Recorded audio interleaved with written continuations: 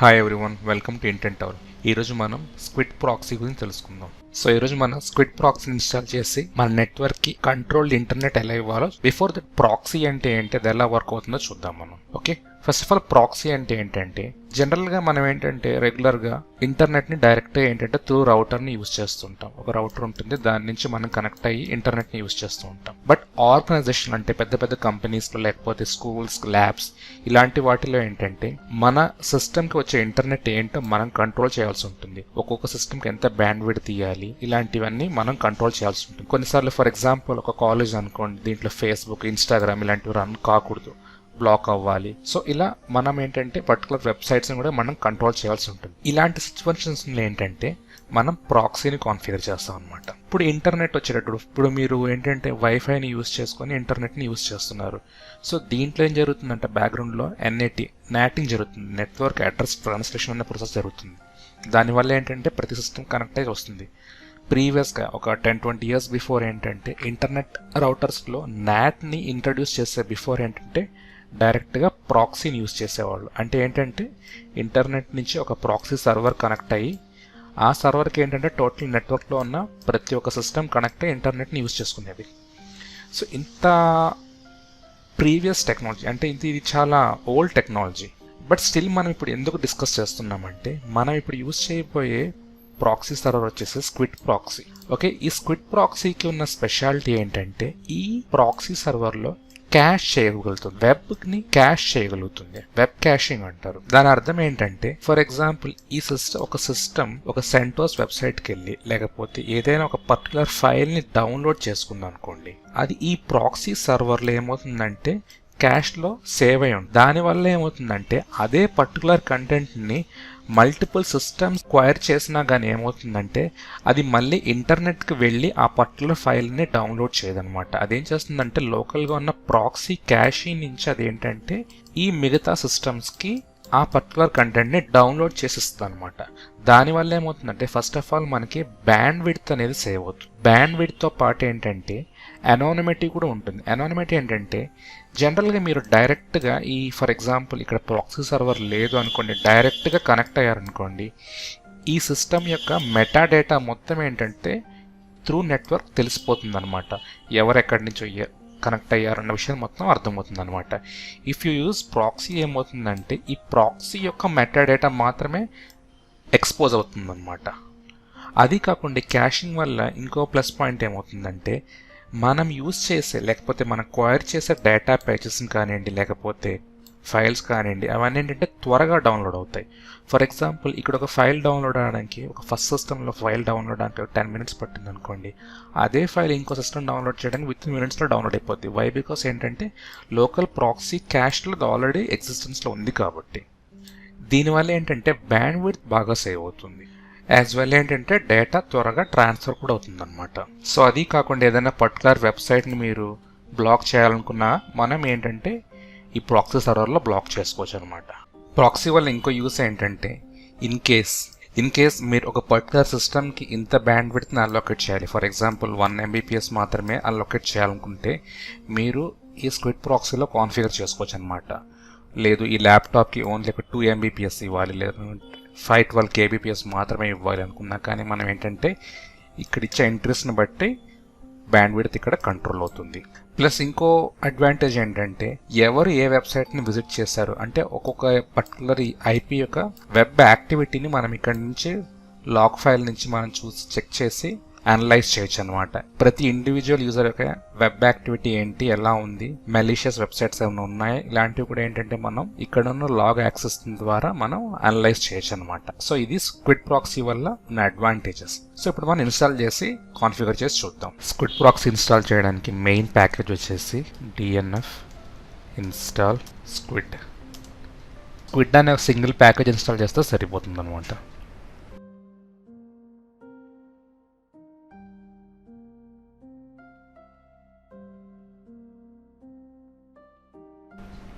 So installation complete అయింది. Next మనం ఏంటంటే ఈ స్క్విడ్ని ఎనేబుల్ చేయాలి. SYSTEM. సో స్క్విడ్ ఎనేబుల్ అయింది. ఈవెన్ ఇప్పుడు సిస్టమ్ రీబూట్ అయినా కానీ స్క్విడ్ అప్ అవుతుందన్నమాట. అలాగే స్టార్ట్ కూడా చేద్దాం. నెక్స్ట్ స్టేటస్ కూడా చెక్ చేద్దాం. Present status squid okay and running. Squid ఇప్పుడు రన్ అవుతుంది. ఈ స్క్విడ్ యొక్క మెయిన్ కాన్ఫిగరేషన్ ఫైల్ వచ్చేసి నానో ఈటీసీ squid.conf అనేది దీని యొక్క మెయిన్ కాన్ఫిగరేషన్ ఫైల్. దీంట్లో చేసే చేంజెస్ని బట్టి ఏంటంటే స్క్విడ్ రన్ అవుతుంది. సో ఈ ఫైల్లో మనం ఏ నెట్వర్క్ అయితే ఈ స్క్విడ్ ప్రాక్సీని యాక్సెస్ చేయాలనుకుంటున్నామో దాని యొక్క రేంజ్ మెన్షన్ చేయొచ్చు. లేదు అనుకుంటే పర్టికులర్ సర్వర్కి మాత్రమే మీరు అసైన్ చేయాలనుకుంటున్నా దాన్ని కూడా ఇక్కడ మీరు అసైన్ చేయొచ్చు అనమాట. దాని కమాండ్ ఏంటంటే, దాని ఎంట్రీ ఏంటంటే ఏసీఎల్ అంటే access control list local net SRC 192.168.0.0/24 అంటే ఏమవుతుందంటే టోటల్ ఈ నెట్వర్క్ అప్లై అవుతుంది. లేదు నేను ఇప్పుడు ఈ వీడియో గురించి నేను ఒక జస్ట్ సింగిల్ పీసీకి మాత్రం ఇద్దాం అనుకుంటే ఇలా ఇస్తే సరిపోతుంది అనమాట. సో ఇప్పుడు ఈ ఫైల్ని సేవ్ చేయండి. సర్వీస్ని ఒకసారి రీస్టార్ట్ చేయండి. రీస్టార్ట్ స్క్విడ్ సర్వీస్ ఇప్పుడు రీస్టార్ట్ అయింది. సో ఇన్ కేస్ మీ ఆర్గనైజేషన్లో మీరు ఏమైనా వెబ్సైట్ని బ్లాక్ చేయాలి అనుకుంటే ఇక్కడ ఒక బ్లాక్ లిస్టింగ్ ఫైల్ని మీరు క్రియేట్ చేయాలి. అది ఎక్కడ క్రియేట్ చేయాలంటే ఈటీసీ స్క్విడ్ ఈ పర్టికులర్ ఫోల్డర్లో మీరు ఒక ఫైల్ని క్రియేట్ చేయాలి. దాంట్లో మీరు స్పెసిఫై చేసే వెబ్సైట్స్ అన్నిటిని మీరు బ్లాక్ చేయొచ్చు అనమాట. Nano blacklist.acl. సో ఇక్కడ మీరు ఏమైతే స్పెసిఫై చేస్తారో అవన్నీ బ్లాక్ అవుతాయి.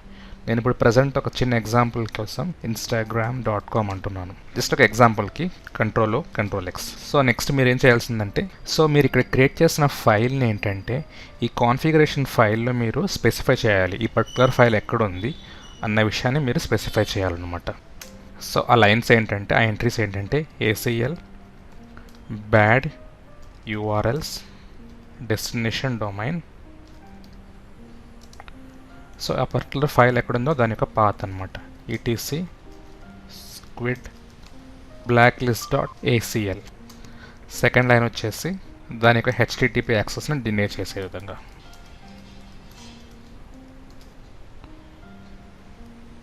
ఓకే, ఈ 2 లైన్స్ని ఈ కాన్ఫిగరేషన్ ఫైల్లో యాడ్ చేయండి. నెక్స్ట్ ఈ ఫైల్ని సేవ్ చేసి సర్వీస్ని ఒకసారి రీస్టార్ట్ చేయండి. System control restart squid. Service restart అయింది. ఇప్పుడు నెక్స్ట్ మనం ఏంటంటే క్లయింట్ సైడ్కి వెళ్ళి client side proxy server configuration ఎలా చేయాలో చూద్దాం. క్లయింట్ సైడ్ మీరు యూజ్ చేసేది విండోస్ పీసీ అయితే ఇంటర్నెట్ ఎక్స్ప్లోరర్లోకి వెళ్ళి అక్కడ ప్రాక్సీ సెట్టింగ్స్ ఉంటాయి, దాంట్లో అసైన్ చేస్తారనమాట. లేదు మీరు ఇప్పుడు మీరు యూజ్ చేసేది ఇలాంటి లైనక్స్ సిస్టమ్ అనుకోండి, ఓన్లీ మీకు బ్రౌజర్ వరకు ఇంటర్నెట్ వస్తే చాలు అనుకుంటే బ్రౌజర్లోకి వెళ్ళి అక్కడ ప్రాక్సీ సెట్టింగ్స్ వస్తే సరిపోతుంది. అలా కాదు టోటల్ సిస్టమ్కి కావాలనుకుంటే ఏం చేస్తారంటే దాని యొక్క నెట్వర్క్ సెట్టింగ్స్లోకి వెళ్తే ఇక్కడ ప్రాక్సీ ఉంటుంది, నెట్వర్క్ ప్రాక్సీ అని. ఇక్కడ మీరు అసైన్ చేయాలన్నమాట మన ప్రాక్సీ సర్వర్ యొక్క ఐపీ. సో బై డిఫాల్ట్కి వచ్చేసి డిజేబుల్ మోడ్లో ఉంటుంది. ఇక్కడ నేను మాన్యువల్గా అసైన్ చేయాలనుకుంటున్నాను. సో మన స్క్విడ్ ప్రాక్సీ సర్వర్ యొక్క ఐపీ వచ్చేసి 192.168.0.110. ఓకే, స్క్విడ్ ప్రాక్సీ బై డిఫాల్ట్గా 3128 అనే బై డిఫాల్ట్ పోర్ట్ నెంబర్ని యూజ్ చేస్తుంది అనమాట. సో మీరు చేంజ్ చేసుకోవాలనుకుంటే /etc squid.conf అనే ఫైల్లో చేంజ్ చేస్తే సరిపోతుంది. దాన్ని ఇక్కడ ఇస్తే సరిపోతుంది.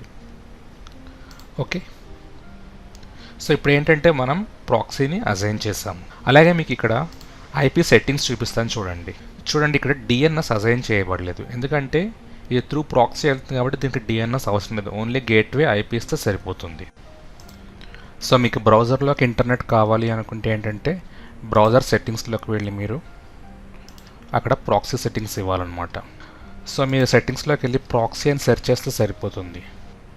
Okay, proxy setting. ఈవెన్ ఇప్పుడు మీరు యూస్ చేసేది విండోస్ సిస్టమ్ అయితే దాంట్లో కూడా ఏంటంటే ఇలా ప్రాక్సీ సెట్టింగ్స్ ఉంటాయి.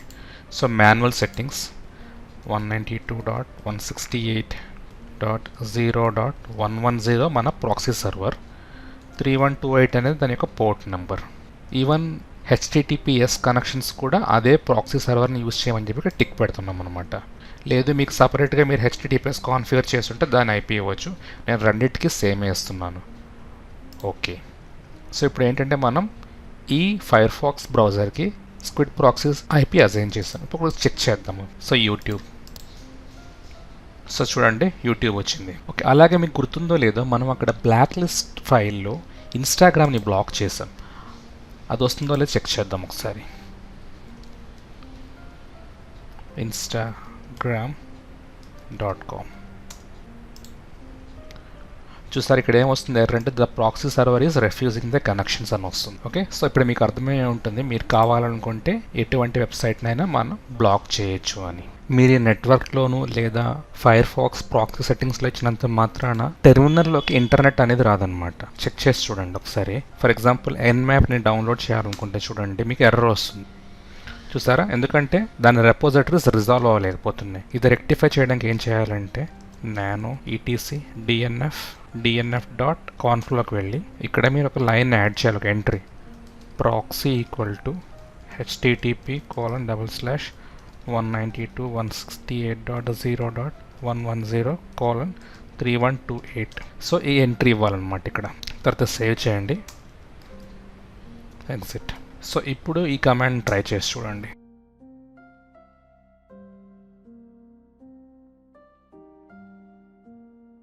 సో చూసారా, ఇప్పుడు అది రెపోజిటరీ రిజాల్వ్ అయింది. సో ఇన్స్టలేషన్ స్టార్ట్ చేయొచ్చు. మీరు ఎస్ అంటే ఆటోమేటిక్గా ఎన్మ్యాప్ డౌన్లోడ్ అవుతుంది. ప్రజెంట్ నేను నో అంటున్నాను. సో మీకు స్క్విడ్ ప్రాక్సీ అర్థమైంది అనుకుంటున్నాను. మీకు ఏమైనా డౌట్స్ ఉంటే కామెంట్స్లో మెన్షన్ చేయండి. అలాగే ఛానల్ని లైక్ చేసి షేర్ కూడా చేయండి. Thank you.